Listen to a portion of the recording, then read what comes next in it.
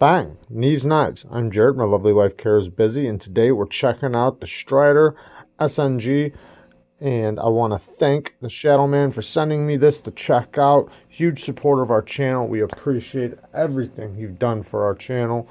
Also, I want to thank everybody else who helps support our channel. You guys are amazing, and we couldn't do it without you guys, so thank you for helping us run a YouTube channel.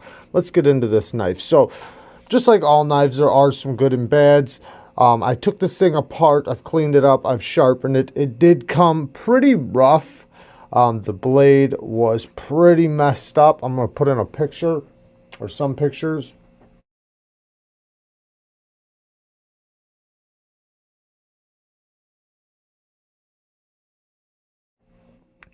So it did take me a while to put this edge on it. I did have to do a few different, or 3 different sharpenings, but I got it where I want it, and it's a very toothy edge. I was going to put a polished edge on it, but I was like, no, this is so sharp right now, and it's such a flat. Let's see if we can get it to come up, actually. Okay, now let's see how flat this edge is. You can see right there how flat it is. You can also see on the tip. The tip's not perfect from one side to the other, but you can see how flat it is.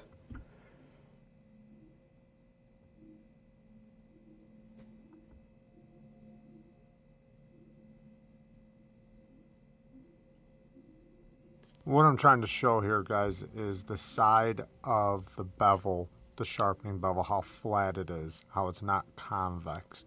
A lot of people think that if you freehand an edge, it's always going to be convex, and that's not true if you can hold your angle and repeat it. Anyways, you get the point, but took a lot of work to get this tip back to normal, to get the whole edge back to, you know, nice and even. Let's get into this knife. So first we'll start off with the goods, then we'll get to the bads. Let's do some quick size comparisons. Here is the Spyderco Shaman with red micarta scales. Here is the Hogue Ritter RSK MK1. They're about the same size. Very, very close. Here is the Strider SNF. And you can see it's, you know, a lot bigger than it. And then here is the Hinder XM18 3.5 inch. Basically about the same size. We'll put up a knife that a lot of people seem to know. Here's the Benchmade bug out, and you can see how much smaller the bug out is. And then we'll do one more. Here's the Mannix 2. Just a little bit shorter than it. I think that's enough size comparisons. So, great size for EDC, especially for a large hand. You know, 8-inch knife is, you know, pretty much my favorite size for EDC. Not saying that I don't like bigger or smaller, but it's just that right measurement. 3.5 inch blade. So, like I said, this blade is in 20 CV, and you see it has a coating on it that has been beat to all hell, but actually it's held up pretty good considering. Surprisingly. Now, taking this thing apart, it had a lot of gunk in it. A lot. So, I did clean it all out, polished the washers, got the action back to, you know, pretty smooth. It did come with significant amount of lock stick. I've been working that out. It still does come back, and I still have to coat the lock bar and stuff. But, you know, it's definitely kind of working itself out. I thought it was completely gone, and then it came back. The blade shape, It's a great blade shape. You can get to the tip real easy. You can slice real easy. You can do push cuts real nicely. Nice jimping. The jimping works good. I like that it's a hollow grind. Hollow grinds, you know, are really nice because, you know, when you're going to use a knife and, you know, actually use it, you're going to have to sharpen it. And then as you sharpen it, you know, you're going to take steel off. So when you have a hollow grind, it gives you the ability to keep sharpening without making your edge thicker and thicker and thicker and thicker. Eventually it will get thicker, but it at least gives you more sharpening. Now if you have a flat grind, if it has great blade geometry, the same thing kind of happens. It just slowly gets thicker. But this one now is at 25 thousandths behind the edge after taking a lot of steel off. I don't know where it started. I'm guessing it started around 22 thousandths or something because it is a pretty deep hollow grind. But nice thick blade stock. The blade stock thickness is 190 thousandths, so very thick blade stock. The weight is 5.1 ounces. It's definitely hard use style thickness where it gives you a great thickness, but then it does have the hollow grind, so it makes up for it. So you get some good cutting with also a strong blade that you can, you know, get some really good work on. This one is 20 CV and you see it has a coating. The coating has held up pretty good considering all the use that's been done on it.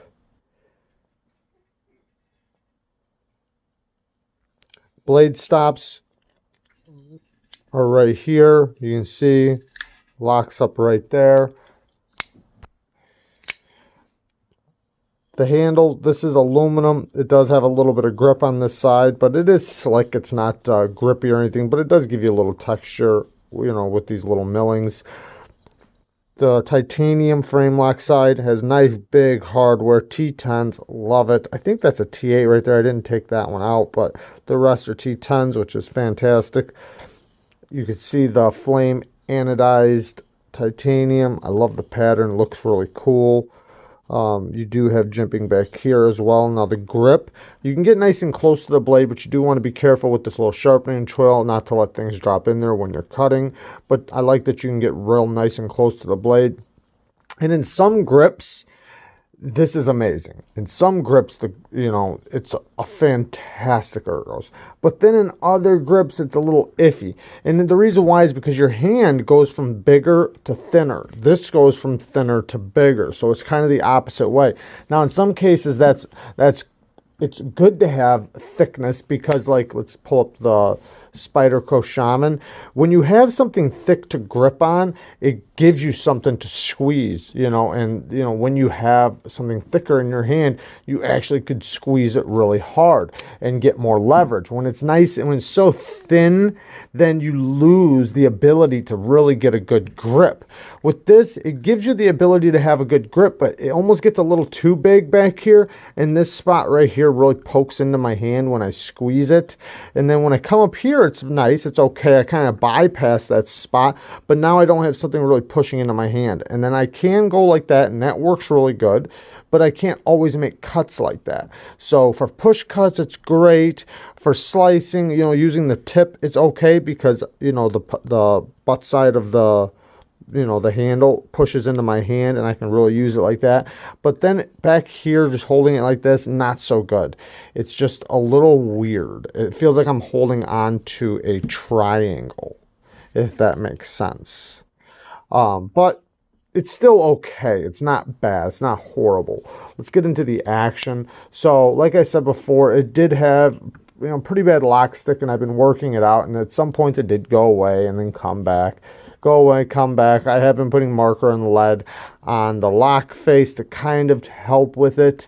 After taking it apart, I did polish the washers, which did increase the action a lot. Like, it did make it very smooth.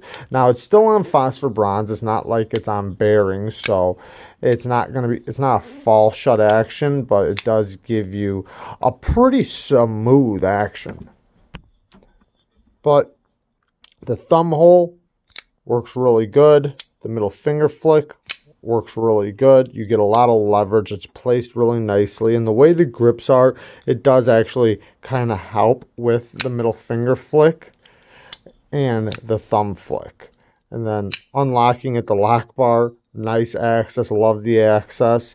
The detent ball is right there. You do want to bypass it. And then it's a shake shutter. It's not a false shutter or a drop shutty knife. But like a lot of phosphor bronze knives, you can just give it the one smack. And it shuts right up. It is pretty centered. Yeah, it's centered. You can see my my edge was a little off from one side to the other. Let's get into that really quick. So this is going to start leading into some of the bad. So there are a few bad things here. One, the grind is off from one side to the other, and you can really see it here. You see how it's like, it kind of smiles up right there, and it's thicker, and then then the bevel gets smaller right here, and then goes back to thicker. Now this side, you see it's nice and straight. That's because on the other side right here, it's thicker. So on this side, it's thinner. So it's just the way it was ground. Right here is thinner than this side. The tip was my fault. It wasn't the grind. You see how one side's bigger than the other. Now it's actually closer than it looks. It's just, you see right here where it kind of doesn't continue to go over. Focus. Where it doesn't continue to go, it should go from here right past. So that mark shouldn't be there. But I didn't think it was that big of a deal to the point to where I, needed to mess with it. It's good enough. The edge angle is equal on both sides. It's just when I was sharpening it, what I could have did was coming off the stone, getting to the tip, I could have rocked just a little bit and it probably would have knocked that off. But I wasn't willing to change my angle from what I already had going, and the edge is so nice that this is a great edge and it cuts fantastic. I mean, it is very, very sharp. So I almost put a mirror polished edge on there, but I did not. I wound up putting a 600 grit finish after I had already sharpened it once. I sharpened it twice and then put a final edge on it at 600 grit to, to leave that grit, because I had to remove so much steel, so I did it in multiple different sessions. Now, next bad thing is, like I said, the lock stick. Yeah, it keeps coming back, and even though I work it out and I put the marker on there, put the lead on there, and then there were times where I just let it go and I just continued to let it stay there, and I would just flick it, but it does start getting pretty bad to the point to where you gotta, muscle it over with your pointer finger. Now, I'm not that crazy about lock stick, because a little bit of lock stick isn't a big deal. A little bit of lock stick kind of just tells you it's locked up nice and solid. However, lock stick, there's a lot of knives out there that don't have lock stick and are locked up just as strong. And I feel like this day and age, even though this knife is a couple years old, we shouldn't have that issue. We really shouldn't. You should be able to make lock geometry good enough to where it locks up nice and solid with no lock stick. I've even felt the custom versions of Striders. I did the one done by Strider, and then I did the Marfione custom, and they were the smoothest locks. They did not have a lock bar insert. They were all titanium, and they were amazing. They were a good representation of what a titanium lock should be, that does not have a lock bar insert. So, I don't know, maybe about the new ones. The brand new ones might not be that bad, but however, the same problem was on the SNG, so you can hear it. Now this one can get pretty bad to the point to where it gets lighter, and then it gets stronger, and then it gets lighter. I haven't put anything on this lock. I'm trying to just work it out without putting any marker or lead on it, but it does get right there pretty bad to where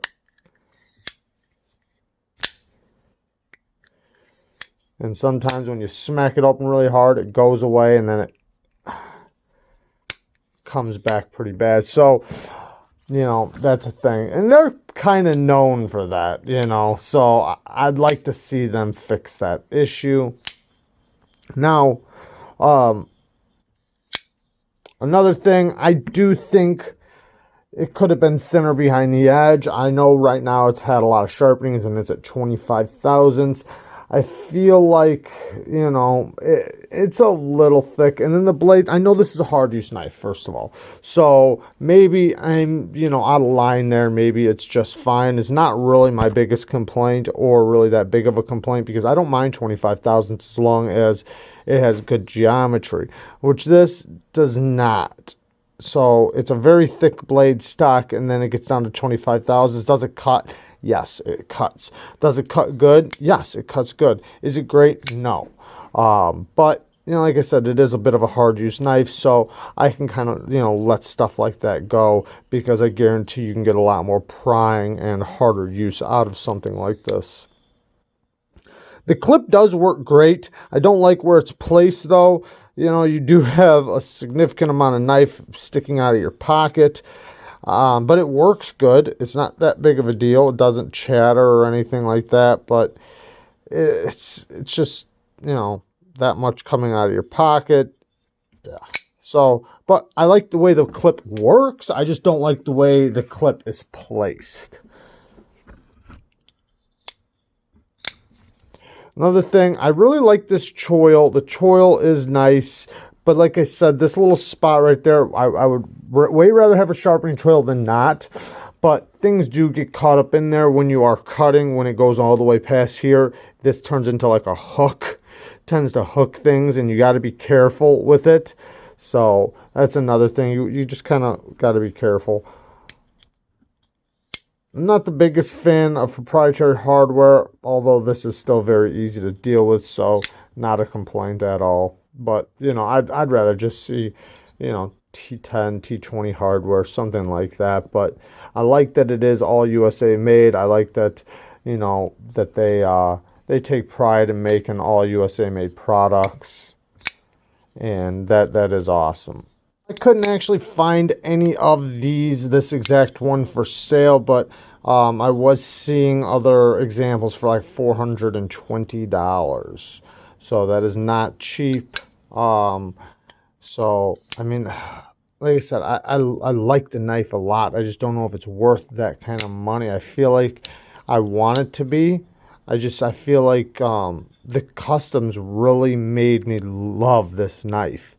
And then these production examples, you know, are a little sloppy. Now, that could just be this one, because this one seems like it has better fitment and better everything, but it still has the bad lock stick. So it's kind of hard to compare. This is probably a lot newer. This one's brand new. This one's been used pretty hard. So that, you know, that's obviously going to have a lot to do with it, which I like seeing a knife used and seeing how they break in and how they are. And this thing is rock solid. I would just expect the lock stick to eventually have gone away, and it hasn't. Price, that's, you know, I just feel like, okay, it's a USA made knife. So that's amazing, and I do think it would be worth this price if a couple things were dealt with. Like the main thing, the lock stick issue. I don't think a knife at this price should have those type of issues. There's lots of knife companies out there that don't have that issue and are locked up rock solid. So that is one complaint. Now, this is a little rough around the edges, I feel like. Not in a sharp way. I don't mean like that. I just mean it's not...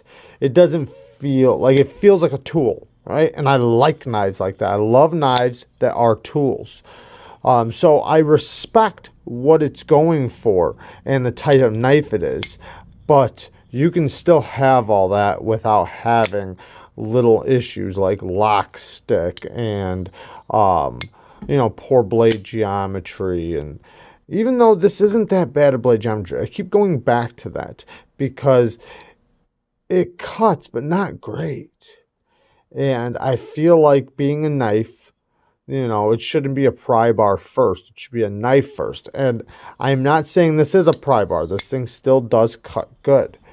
Just not the best, considering you got to get over this hump right here when you're pushing through materials. The materials gotta make it to the thickness of the blade stock. Does it need to be that thick? Probably not, but it is. So, but I know it's a strong knife. It's a tough knife. I like that about this knife, and I do think of it as a knife I would want to take into the battlefield, something like that. But I also would get very sick of that, you know, which I have gotten sick of it. It's, at first it didn't bother me, but then after a long time it winds up getting to a point to where it's like, man, why won't it just go away? The fit and finish is pretty decent on it. Like I said, it's a little rough around the edges. It's not the best fit and finish, but it's not that kind of knife. It's the kind of knife that's supposed to be a tool. And like I said, I like knives like that. The detent, it's an okay detent. It was very dirty when I took it apart, so it's a lot better than it was.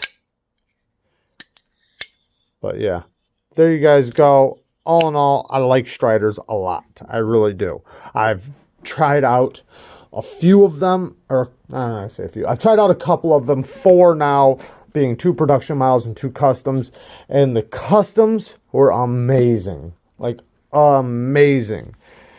Just everything on it was just done so good, so right. That Marfione custom I tried, oh, and the Groot. And then even besides the way the Groot looks, just the just the fitment on the parts, and you know how the action was, and the detent, and yeah, the no lock stick. Yeah, it was great. So I know they can do it. I just know that a lot of their models really come bad with it. And like I said, I've been trying to work it out, and it does go away at times. And I've almost done the review a couple times because it went away. And then it comes right back. So, and I mean, it went away for a while, like where I carried it for a couple days and with no problems. I do like the knife, and if you have one of these and you love it, let me know down in the comments. And if you've had one of these and dislike it, let me know also down in the comments. I'd love to know what your guys' opinions are on Strider. I find that there's like a love-hate relationship with a lot of people. Either you love them or you hate them. Me, I like them. I do like them. I just don't know if they're worth the money. Like, for this type of example. Now, so with other kinds like this one, I do think this thing would possibly be worth the money if it wasn't for such bad lock stick. I mean, honestly, this one has better ergos a little bit. Kind of, I don't know. It's just different, I guess. But I do like big knives, and this one is a big knife. I do like this G10 scale more than I like the aluminum scale. So that could be it. But this one fits better in the hand. This is just a little obnoxious. It almost feels like I'm holding on to a pistol. But then I'm not, though. You know, I'm holding a knife. So, I don't know. Let me know what you guys think. Like I said, I'm kind of in the middle. I do like them a lot. I just don't know if I'd pay the money for them, you know, unless if it was done the way the customs are done, with their fit and finish and their, you know, tight tolerances and their action and stuff like that. So, which then in that case, they're up like, what, an extra $400 or something. So, there you guys go. I love you guys. Peace.